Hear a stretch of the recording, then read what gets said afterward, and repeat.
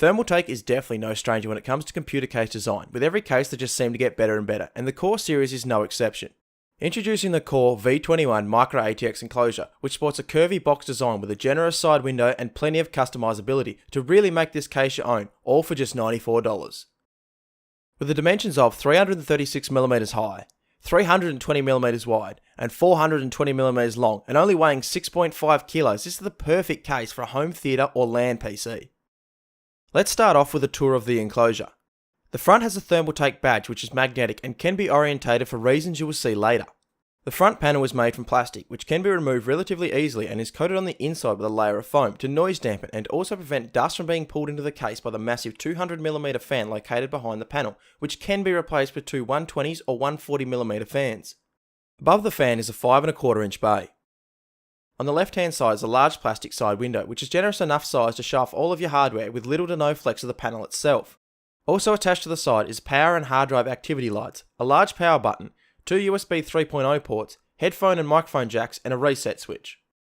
At the rear is a plastic concealer cover to hide the screws to your PCI brackets, a power supply cutout which can hold a full-sized ATX power supply with ease, and a mounting location for either a 120 or a 140mm fan which is not included with the case. On the right hand side is a magnetic dust filter covering a bunch of ventilation holes that cover the majority of the panel, with the same panel also being present on the top of the case. Behind the panel is three toolless 2.5 inch hard drive mounts held by a single thumb screw each that can be removed when not in use or moved a few centimeters left or right depending on how many you plan on using, and the drives also have the option to be screwed in for extra support.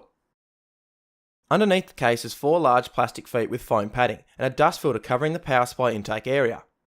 There is also ventilation towards the front of the panel, but there is no dust filter to cover this area, which is a little disappointing to see as the rest of the case is spot on for dust management.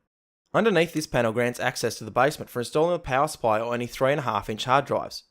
Up to 3 will fit in the cage with another toolless design, but can be screwed in for added support. This hard drive cage can also be removed if needed.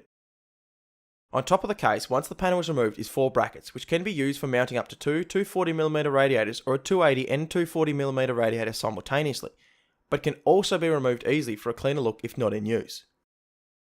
All the side panels are held on with thumb screws that are not captive, so you may lose them or misplace them if you're not careful. Each of the 4 panels can be interchanged with each other to change the entire orientation of the case, if you prefer an upright motherboard configuration, along with the radiator brackets themselves. If you do move the brackets, you will only be able to fit one 240 or 280mm radiator in the upright configuration at the top of the case, due to the motherboard tray, but you can leave the brackets where they are and still have front-mounted radiators instead. It is entirely up to you. All cables in the case are coated in black plastic to fit in with the black aesthetic of the rest of the case.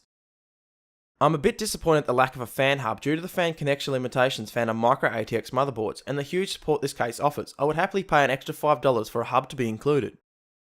To reorientate this case into the upright position, you must first remove all panels including the front one, then rotate the case 90 degrees so the motherboard tray is now upright. After that, reattach all panels except the front one to your preferred location. You will then require a Phillips head screwdriver to unscrew the front panel connector hub and place it in your preferred location.